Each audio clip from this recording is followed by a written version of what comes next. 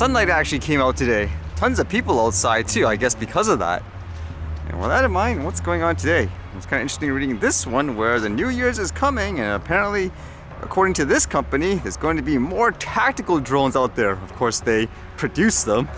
Like they say here, we're getting ready for a new year by exploring different applications you can deploy tactical drones like the LEMUR S for. While traditional drones fail inside structures, they similarly perform poorly in constrained environments like peering under cars to identify EODs.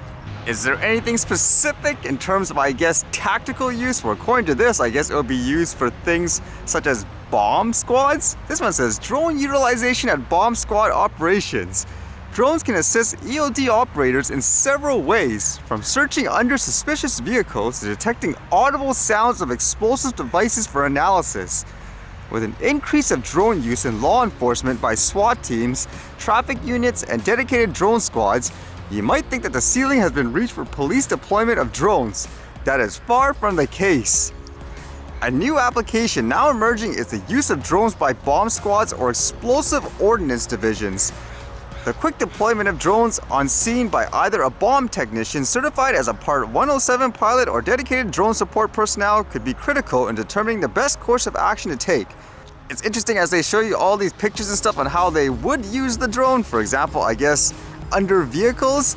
And as well, I know for this company in particular, they advertised a lot on how their drone can go under tight spaces, fly in places where there's no real GPS connections or it's really poor. At the same time, I remember specifically because they even kind of mentioned here like glass breaching and all that. They had a lot of videos of the drones smashing into windows. Can you imagine someone using that? For example, chasing someone down in a car and then you use this drone to smash through or something like that anyways to try to get in. Or I can imagine during a standoff where they would use that to try to get inside, I guess you could say. And one thought I had, because they talk about things like Part 107 license and all that, and with this company's drone, for example, how they say you can fly without things like GPS, since a lot of drones actually rely on GPS to help you stabilize it to fly, I even mentioned before, there's lots of people who go through like this system, they have the license, they could be like an instructor, they actually can't fly the drones at all without GPS stability. So it makes me wonder in these, let's just say, tactical situations, if they're flying a drone that doesn't have that type of feature on it, will they be able to actually fly it or no? Because funny enough, a lot of people can't even fly a basic toy actually when you turn off like all those GPS features. And with the snow all melting, apparently we're dealing with things like floods now. We just can't, I guess, prepare entirely for the weather always, huh? Like for example, this one says historically high tide causes flooding risk in parts of BC. What does this mean ultimately, I guess, with all this stuff? It says here, high tides combined with storm surge caused by a low pressure weather system have affected BC's south coast and the coast of Washington. And it says, combined together, we're looking at water levels that are higher than we have seen in recent decades. He said, noting the city avoided flooding when the tides peaked around 9:30 a.m. PT. We're looking at 5.55 meters of water levels, which ends up being 2.5 meters above average sea level. The city of Vancouver had warned Monday of elevated flood risks as so-called king tides, extremely high tides that happen about twice a year, when the sun and moon's gravitational forces reinforce each other. Were due early Tuesday at the same time as strong winds were forecast to cause a significant storm surge. I don't know, I guess everything seems okay so far. I guess we just can't ever prepare fully, huh? Kind of makes you think too, because I know earlier in the year, a lot of the news was about the place, I guess, heating up, becoming too hot. But for the most part, towards like this end of the year, it seems like everyone was complaining that it's too cold and too wet. Can never win, I guess, huh? It's always something.